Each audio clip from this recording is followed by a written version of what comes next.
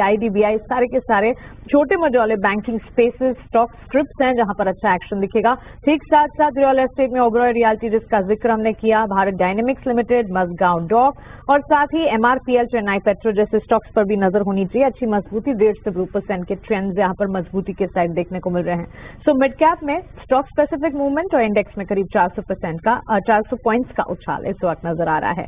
लेकिन अब वक्त है ऑप्शन के चैंपियन का।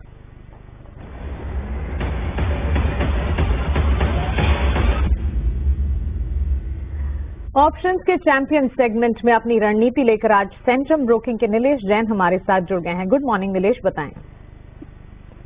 वेरी गुड मॉर्निंग जो मानसिक की खरीदारी पर फोकस है और आईटी स्पेस में काफी अच्छा मोमेंटम हम यहाँ से एक्सपेक्ट करके चल रहे हैं। वैसे भी पिछले कुछ दिनों में लगातार आईटी एक्शन में रहा है और यहाँ पर दिग्गज IT stock TCS, Infosys, HCL तक इनफैक्ट तीनों ही स्टॉक पॉजिटिव नजर आ रहे हैं। इन तीनों में से टीसीएस के 4350 के कॉल ऑप्शन को खरीदने की सलाह होगी, क्योंकि टीसीएस हमें यहाँ से ऊपरी स्तर पर 4400 से लेकर 4450 की जोन में जाता हुआ नजर आ रहा है। इसलिए यहाँ पे टीसीएस का 4050 का कॉल ऑप्शन 80 से 85 की जोन में खरीदना होगा एंड 58 का स्टॉप लॉस होगा। 120 पहला टारगेट एंड 140 दूसरा टारगेट होगा। और यहाँ पे अगर हम इसके लॉट साइज की बात करें तो 175 का लॉट साइज है, इसलिए इन टर्म ऑफ रुपीज 4375 का रिस्क है एंड रिवॉर्ड यहाँ पे 9625 के बनते हुए नजर आ सकते हैं। तो टीसीएस में हम यहाँ पे तेजी एक्सपेक्ट करके चल रहे हैं, इसलिए यहाँ पे कॉल ऑप्शन खरीदने की सलाह होगी। ठीक है, IT players in fact sector specific चाल अगर देखें, आईटी सेक्टर है जो कि सबसे ज्यादा कंट्रीब्यूट कर रहा है इस वक्त। नीलेश, शुक्रिया आपकी इस कॉल के लिए। टीसीएस 4350 की कॉल खरीदने की राय इस वक्त 80-84 के लेवल्स पर खरीदारी कीजिए।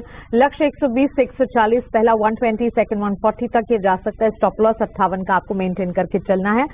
इस कॉल को अगर आप प्रैक्टिस करते हैं अधिकतम मुनाफा 9625 का देख पाएंगे और अगर नेगेटिव साइड जाता है तो अधिकतम नुकसान जो है 4375 का होगा। एक स्टैंडर्ड डिस्क्लेमर आपकी टीवी स्क्रीन पर, एफएनओ में ट्रेड करना रिस्की हो सकता है। एफएनओ ट्रेडिंग में 10 में से 9 लोगों को नुकसान होता है। एफएनओ ट्रेडर्स को औसतन 50,000 का नुकसान होता है। घाटा होने के बावजूद 28% ट्रांजैक्शन के रूप में देना होता है। मुनाफा होने पर 15 से 50% ट्रांजैक्शन के रूप में खर्च होता है। तो अपने एडवाइजर से सलाह लें और उसके बाद ही एफएनओ ट्रेडिंग में उतरें।